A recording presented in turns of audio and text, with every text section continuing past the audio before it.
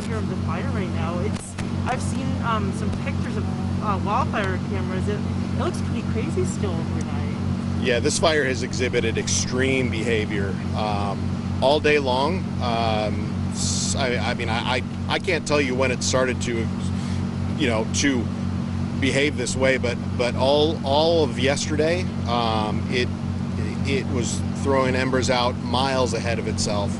Spot fires, burning in places that nobody would have expected based on typical normal fire behavior. At one point, there was talk about a miles-wide fire front, that this thing was just consuming huge quantities of fuel and moving extraordinarily fast. Oh my God, that sounds really crazy. It sort of sounds like, not to compare to the campfire, but that one was pretty quick too, and this one's creeped into Butte County kind of. Yeah, I would say they both had extremely intense fire behavior, not necessarily in exactly the same way, but similar. It's a similar story. Yeah, no, I would say. for sure. And you just told me over the phone a few minutes ago that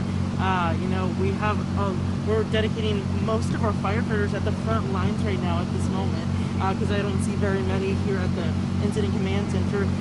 What is the strategy of protecting the city of Orville right now? This is the biggest city nearby in this area where the fire is burning. Yeah. The strategy right now is, honestly, it is a matter of what is this fire going to do. We have some fairly predictable winds that come up in different areas of where the fire is burning. They're not predictable so that you can tell exactly what's going to happen, but there are certain things that you can expect to happen, and so there's some places that we expect the fire to go, and there are some places where we're just not sure, and we're hopeful that we're going to be able to stop it. We've got different places that we have dedicated to where we would, we're hoping to stop it at this point and at that point and at that point, and we're just going to see what we can do with the resources that we have. Honestly, it's a similar story to the lightning complex fires that we've been having burning since August 17th, with the amount of resources that are dedicated to fires everywhere. We can't just call in the cavalry, so to speak, and we can't get everything that we need and everything that we want right here, right now on this fire. Yeah, and that's unfortunate that there's so many other fires in California that we are, like you said, we're lacking resources at the moment to get more crews maybe there in the actual front lines right now. And I also wanted to ask you right now, we've been receiving some reports of some people getting injured because of this fire, maybe on their way out, maybe during nearby the fire. Can you tell me anything about reports of injuries right now? I don't have any official confirmation of anything, so I can't speak to any actual injuries that we've had, but I can tell you that any time that you've got evacuations on this level with this number of people in this big of an area being evacuated, it's a difficult thing to do. And so that's why we really, really try to stress to people to leave early, so that you're not running out while the fire's coming, and that's so that you don't get in your car and along with everybody else who waited too late, you're sitting there on the roadway. And so we just, we don't want people to panic by any stretch of the imagination. I've actually seen in a couple different places cars crashed on the side of the road, and I don't know why, but we don't want you to panic, but we also don't want you to leave it so late that you're in a hurry and that you're risking getting hurt. That is great advice there, because we all want to make it out very safely and all in an organized manner of this chaos amongst us. We're not at the daylight right now, but once the sun comes up, do you think we'll be able to use our aircraft as our weapon of arsenal of some sorts to battle this fire? Do you think there will be visibility at all? Well, that's I have not seen a weather report, so I can't say, but that's you touched exactly on it. Will we be able to use aircraft?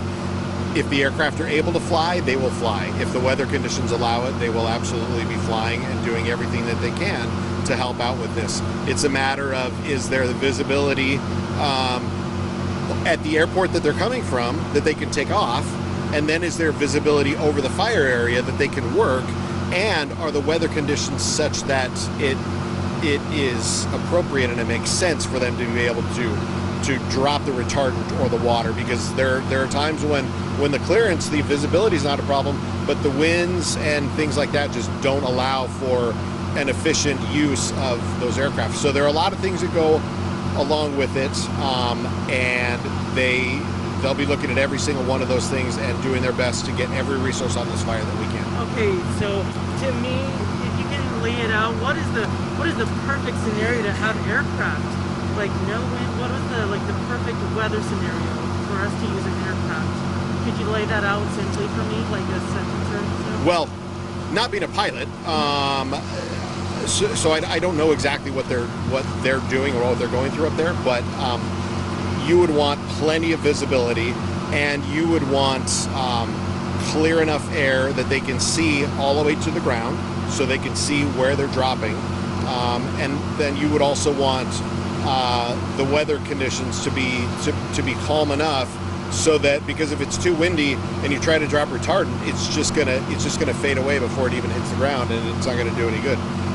So yeah, I mean, you would theoretically want a calm-ish day with not a lot of wind, but a clear day. And unfortunately, when we have smoky skies like this, those two things don't necessarily go together.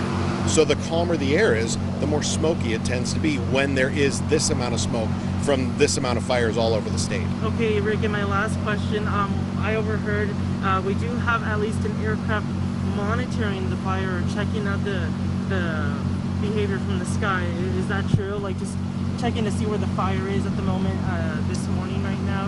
Is that correct? There have been aircraft flying around at night, doing infrared flights to try to get an exact look with their infrared cameras at where the fire is. That is correct. So wow, we do have aircraft. Okay. Yeah, wow. So we do have aircraft that are flying on the fire periodically, and have been tonight as well. Okay, still going on, I'm assuming? Okay. Well, I'm not sure. I can't say if they're still going on, but they've been going on. They were going on earlier tonight. Okay, perfect.